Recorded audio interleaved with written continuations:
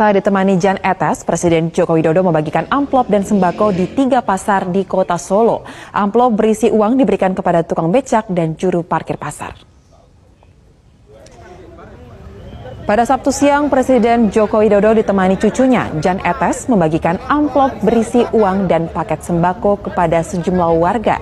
Para pengunjung pasar, tukang becak, dan juru parkir di Pasar Gede Harjonagoro, Surakarta kaget saat mobil Presiden Jokowi mampir ke lokasi tersebut. Tukang becak yang berada di depan pasar diarahkan untuk berbaris menerima amplop. Tak hanya Jokowi, cucu pertamanya juga turut membagikan amplop dan hampers yang berisi 3 gelas kecil kepada warga. Tadi itu sebelum diberi uang ini ada pemberitahuan nggak? Enggak. Tahu-tahu datang gitu? Iya. Tadi dipanggil atau gimana Bapak?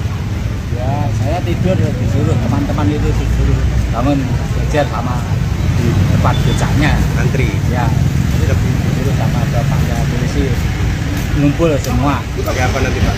Pakai cat-cat sama ibu. Ya, lebaran. Bersyukur nggak Pak? Bersyukur. Tenang sekali. Kalau kemarin bawaannya yang bagi-bagi duit, sekarang bosnya turun langsung bagi-bagi duit. Pak Jokowi ini adalah orang baik, suka bagi-bagi duit.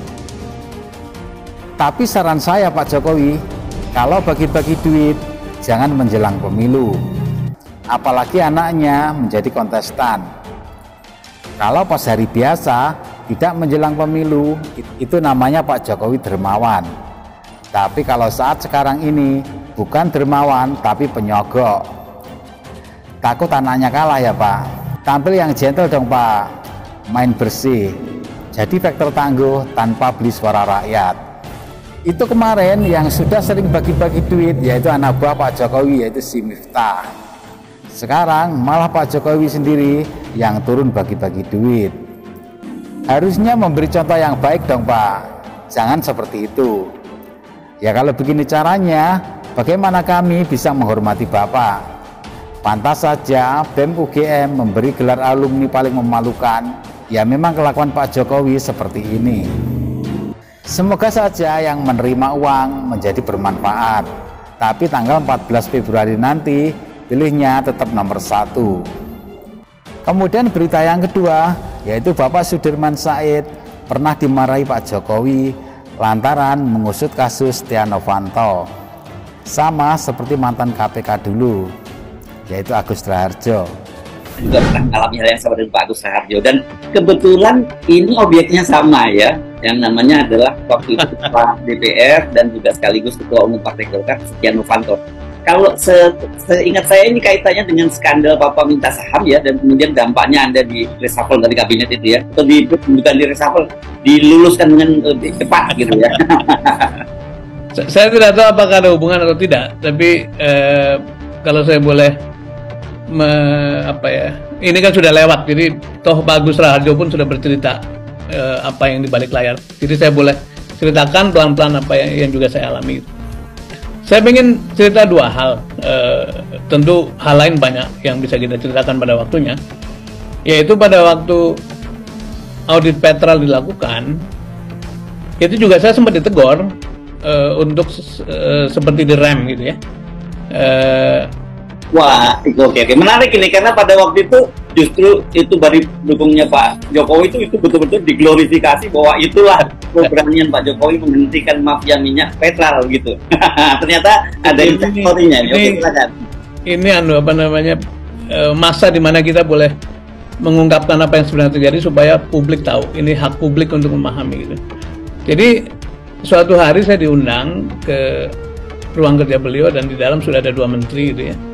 Dan kelihatannya ada satu TikTok lah obrolan bahwa ini mesti direm, dan karena itu Presiden Joko Widodo menanyakan kepada 2 menteri yang lain bagaimana pandangan mereka soal Petrol. 2 menteri lain itu memberi warning, ini hati-hati karena kalau terlalu keras pada urusan mafia bisa menyerang balik segala macam gitu ya. Nah saya kelihatannya ingin dihadap-hadapkan dengan pandangan itu. Kemudian Presiden menanyakan bagaimana Pak Menteri, menanyakan pada saya gitu. Waktu itu Menteri SDM Anda ya? SDM ya. Dan saya adalah penanggung jawab sektor kan. Dan yang ditugasi pada waktu diangkat pertama kali emang membereskan masalah-masalah itu. Tapi jelas sekali bahwa pesan pertemuan itu tuh kalau bisa jangan diteruskan, kalau bisa ditunda dan dibatalkan gitu. Saya mengatakan bahwa Presiden tentu saja ini kan pada akhirnya terpulang pada arahan dari Bapak, karena kami kan hanya pelaksana gitu. Hanya saya boleh menyampaikan informasi atau mengingatkan bahwa dulu pada waktu kampanye untuk Pilpres 2014 kan salah satu agendanya adalah menyelesaikan mafia migas gitu. Jadi pertama itu janji kampanye, yang kedua publik sudah tahu bahwa kita sedang audit dan hampir selesai. Jadi rasanya kalau kemudian dibatalkan atau ditunda atau ditiadakan itu sulit pertanggungjawaban kita pada publik gitu. Terus pertemuan itu berakhir dengan kata-kata ya sudah kalau gitu hati-hatilah gitu. Itu satu. Nah, peristiwa kedua yang lebih keras itu ketika rame-rame cerita Bapak minta saham di MKD di Senayan itu sangat tinggi perhatian publik kan. Itu di tengah keriuhan itu kan, ingat nggak tuh ada adegan Presiden ngundang sejumlah pelawak dan ketawa-ketawa tuh. Ingat ya?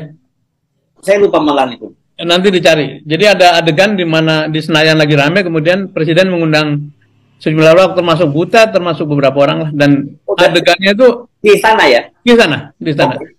Jadi kami yang di lapangan tuh merasa, oh loh, kita lagi berjuang di lapangan, berjibaku lah gitu dengan MKD, tapi kok pemimpin saya kok malah ngundang para pelawak untuk berketawa-ketawa gitu. Jadi saya ngerasa apakah ini pengalian isu atau dekonstruksi ini? apakah tindakan saya itu dianggap sebagai sesuatu yang lucu saja diketawain atau bagaimana gitu. Tetapi ada adegan sebelumnya yang harus saya ceritakan, yaitu saya dipanggil pada suatu hari Jumat, sudah menjelang sholat Jumat lah, terus saya ditegur keras, ditanyakan siapa di balik ini semua gitu, dengan nada yang sangat marah lah menurut saya, karena beliau menutupi mulutnya dengan tangan, tidak ingin menghadap saya gitu, seperti itu. Terus saya menjelaskan ini tanggung jawab saya sebagai profesional Pak Presiden, yang seluruh tindakan saya sudah dikonsultasikan dan mendapat arahan dari Pak Presiden. Jadi tidak ada yang mengarah-arahkan, tidak ada yang memerintahkan. Tapi rupanya jawaban saya tidak memuaskan beliau. Diulang lagi dalam keadaan masih begini. Beliau mengatakan terang-terangan saja, siapa yang nyuruh ini semua gitu. Dan saya menjawab dengan sangat pelan, sangat tertata dengan bahasa Jawa, mboten wonten Pak Presiden gitu. Sambil saya jelaskan bahwa seluruh tindakan saya itu otonom, tidak ada pihak satupun yang memerintahkan apalagi mengendalikan. Sekaligus saya mengedres salah seorang kolega saya, waktu itu Menko Polkam, itu membuat statement di Jakarta Post, headline-nya besar sekali. Mungkin nanti bisa dicek tuh Mas dari situ. Oh, ya. Siapa Pak? Kira-kira mengatakan, I know a plot behind Menteri SDM. Saya tahu Menteri SDM gitu. Siapa ya waktu itu ya Menteri Menko Polhukamnya ya? Nanti dicari aja. Oke. Beliau baru pulang dari Australia, kemudian membuat press conference, kemudian Jakarta Post mengambilnya sebagai headline besar sekali, bahwa saya merupakan pion dari orkestrasi besar gitu. Jadi kalau kembali pada cerita ini, sebetulnya mungkin juga sektor lain mengalami hal yang sama. Jadi ada kisah-kisah di mana terhadap apa yang menjadi agenda yang dikemukakan di publik ketika dilaksanakan dan mungkin mendapat pressure, ternyata Presiden Joko Widodo itu memilih untuk tidak teguh pada agenda publik gitu ya. Tapi kemudian berpikir lain yang sebenarnya merepotkan aparatur negara. Nah, dalam hal ini saya kan eksekutif, jadi itu hak beliau lah untuk memberikan pengarahan. Tapi terhadap cerita Pak Agus Raharjo itu adalah kalau sampai lembaga independen pun gitu ya diintervensi, kan pelajaran pentingnya adalah bagaimana lembaga-lembaga lain dalam kontrolnya Presiden. Itu yang mungkin perlu dicermati sama-sama. Nah, karena itu kembali pada pesan yang awal tadi, hati-hati para calon presiden hati-hati Pak Anies, hati-hati Pak Prabowo, hati-hati Pak Ganjar, bahwa jebakan menggunakan kekuasaan, menyalahgunakan kekuasaan untuk kepentingan diri dan kelompoknya itu begitu besar. Dan juga hati-hati bahwa bila Anda melakukan itu, maka hanya soal waktu akan terbongkar ke publik. Dan itu bagi negara juga tidak baik, bagi bangsa juga tidak baik, apalagi bagi keluarga.